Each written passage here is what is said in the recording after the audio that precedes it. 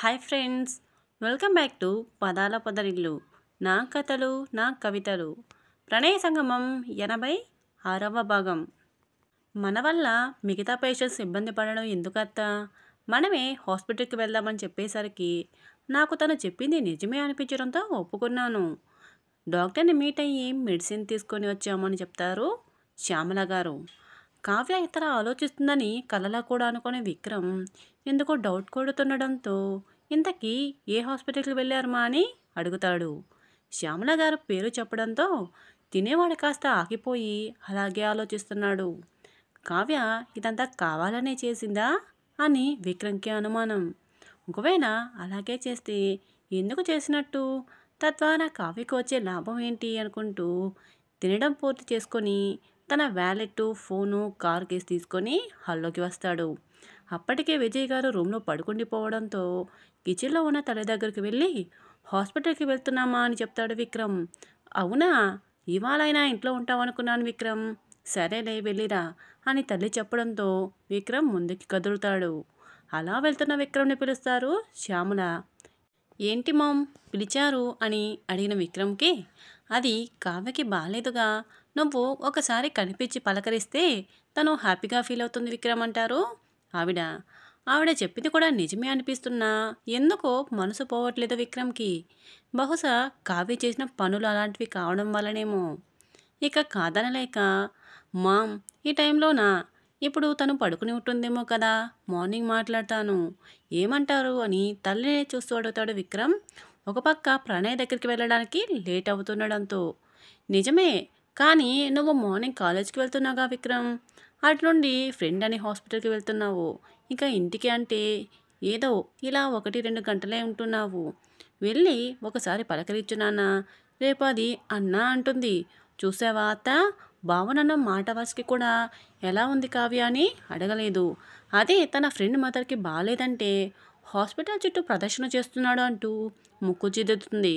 పైగా మీ అత్త కూడా ఫీల్ అవుతుంది విక్రమ్ అని బతిమాలుతున్నట్టు చెప్పడంతో విక్రమ్ మేనత్త విమల గారు ఫీల్ అవుతారు అన్న మాటకి విక్రమ్కి ఏమాత్రం ఇష్టం లేకపోయినా కావ్యని పలకరించడానికి తన గదికి వెళ్తాడు. విక్రమ్ డోర్ నాక్ చేయగానే అది తెరుచుకుంటుంది. విక్రమ్ అసహనంగా లోపలికి వెళ్తాడు. అప్పటికే కావ్య జుట్టంతా విరబోసుకొని చిన్నపిల్లల కాళ్ళని ఎటు పడితే అటు వేసుకొని పడుకొని ఉండడంతో కావ్య చేసే పనులకి మాటలకి ఎంత కోపం వస్తున్నా ఇప్పుడు ఇలా చూడడంతో ఆటోమేటిక్గా పెదాలపై చిరునవ్వు చేరుతుంది విక్రమ్కి. అలా పడుకుని ఉంది కావ్య మరి. అలా నవ్వుకుంటూనే వితిన్ సెకండ్స్లో నార్మల్ అయిపోయి కావ్య దగ్గరికి వెళ్తాడు విక్రమ్. కావ్య అని 2 సార్లు పిలిచినా తన నుండి ఎటువంటి రెస్పాన్స్ లేకపోవడంతో కావ్య నుదురు మీద పరుచుకున్న జుట్టుని పక్కకి నెట్టి ఫీవర్ చెక్ చేస్తాడు అతని చేతిని పెట్టి. బాడీ టెంపరేచర్ నార్మల్గా ఉండడంతో ఊపిరి పీల్చుకుని ఏసీ అడ్జస్ట్ చేసి బ్లాంకెట్ కప్పుతాడు విక్రమ్. విక్రమ్ అలా వెనుతిరగగానే విక్రమ్ చేతిని పట్టుకుంటుంది కావ్య.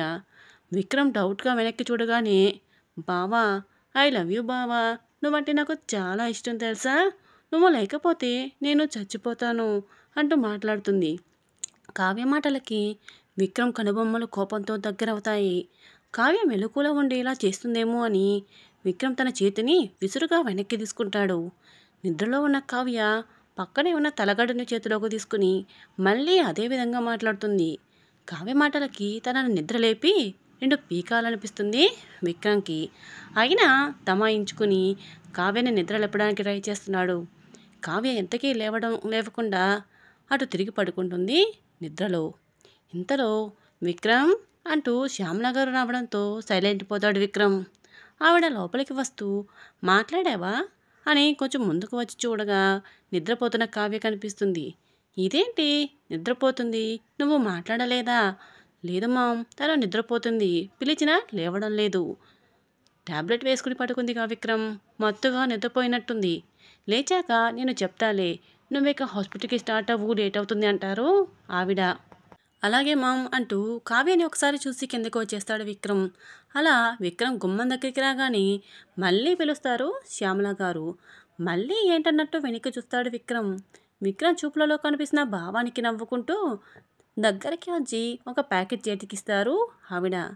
ఏంటి మమ్మీ ఇది అంటూ చూస్తూ అడుగుతాడు విక్రమ్. ఏమీ లేదు విక్రమ్, మీ ఫ్రెండ్ దగ్గరికి వెళ్తున్నావుగా, అందుకే తన కోసం ఫుడ్ ప్యాక్ చేశాను. రోజు మీ ఇద్దరు కలిసే తినేవాళ్ళుగా, ఇవాళేమో నువ్వు ఇంట్లో మాతో కలిసి తిన్నావు, అందుకే తన కోసం ఈ బాక్స్ అంటారు ఆవిడ.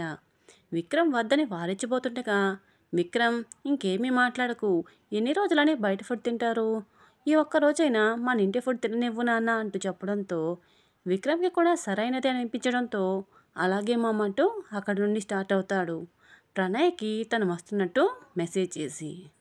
ప్రణయ రూమ్లో వెలికిలా పడుకొని సీలింగ్ వైపు చూస్తూ ఎక్కడో ఆలోచిస్తుంది. విక్రమ్ పరిచయం ముందు ఒక లైఫ్, అతని పరిచయం తర్వాత ఒక లైఫ్ అనిపిస్తుంది తనకి. అతని పరిచయం దగ్గర నుండి మొత్తం గుర్తు చేసుకుంటుంది తను. అలా కాసేపటికి తన ఆలోచనలకి కళ్ళెం వేసి ఫ్రెష్ అయ్యి ఒక్కతే కూర్చుని ఉంటే ఏమీ తోచక సుధాకర్ దగ్గరికి వెళ్తుంది. అక్కడ ఉన్న నర్సు గత కొన్ని రోజులుగా ప్రణయ్ని చూస్తుండడంతో ఇప్పుడు ప్రణయ్ని నవ్వుతూ పలకరిస్తుంది. అందుకు ప్రతిగా ప్రణయ్ కూడా చిన్న స్మైల్ ఇస్తుంది. డాక్టర్ గారు చెకప్కి వస్తారా సిస్టర్ అని ప్రణయ్ అడగగానే, లేదు మేడం, ఇంకాసేపట్లో సర్జరీ చేసిన డాక్టర్ గారు పేషెంట్ని చెక్ చేయడానికి వస్తారు మేడం అంటూ సుధాకర్కి డ్రెస్సింగ్ చేస్తుంది నర్స్.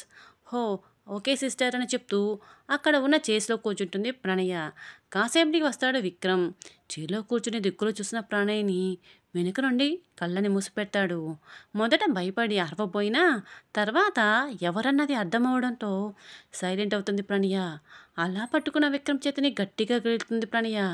అది ఎక్స్పెక్ట్ చేయని విక్రమ్ హేయ్ అంటూ అతని చేతిని వెనక్కి తీసుకుంటాడు. కొంచెం గట్టిగా గిల్లిందేమో గట్టిగానే అరిచాడు విక్రమ్. విక్రమ్ వయసులో తెలియడంతో చివుక్కున లేచి నిలబడుతుంది ప్రణయ. వెంటనే విక్రమ్ చేతిని పట్టుకుని గట్టిగా గిల్లానా సార్ అంటూ అటు ఇటు తిప్పుతూ చూస్తుంది కంగారుగా. నాకు అసలు బుద్ధి లేదు, అందుకే ఇలా గట్టిగా గిల్లేశాను, మీరనే తెలిసినా అంటూ కళ్ళల్లో నీళ్లు తిరుగుతుండగా చెప్తుంది.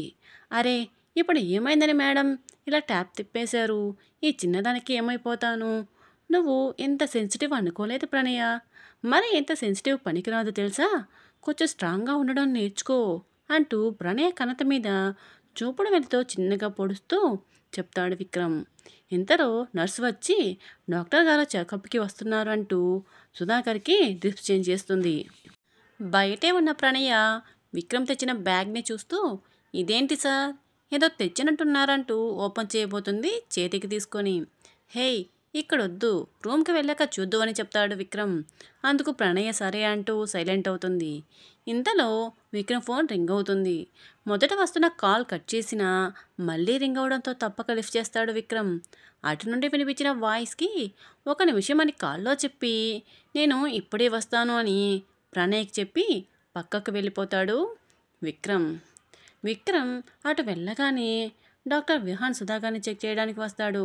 అతని అడుగులు ఒకవైపు పడుతున్నా మనసు మరోవైపు చూడు అంటూ మారాన్ చేస్తుంది. వృత్తి పట్ల నిబద్ధత కలిగిన విహాన్ అడుగులే గెలుస్తాయి చివరికి. సుధాకర్ని చెక్ చేసి ఆమె హెల్త్ కండిషన్ తెలుసుకొని కొత్త మెడిసిన్ రాసి ఒక ఇంజెక్షన్ వేసి బయటికి వస్తాడు. కన్నులారా చూసుకుంటున్నాడు విహాన్ ప్రణయ్ని. మొదటిగా ప్రణయనే మాట్లాడుతూ ఇప్పుడు ఎలా ఉంది డాక్టర్, అమ్మ స్పృహలోకి రావడానికి ఇంకా ఎంత టైం పడుతుంది అని అడుగుతుంది. అప్పటి వరకు ప్రణయ్ని చూడడంలో బిజీగా ఉన్న విహాన్ ప్రణయ్ మాటలకి రెస్పాండ్ అవుతూ రేపు మార్నింగ్ మీ అమ్మగారు స్పృహలోకి వస్తారు బంగారం అని అనేసి తడబడుతూ మిస్ ప్రణయ అని కవర్ చేస్తాడు. బంగారం అన్న మాటకి ప్రణయ ఇంకా నర్స్ కూడా విహాన్నే చూస్తారు.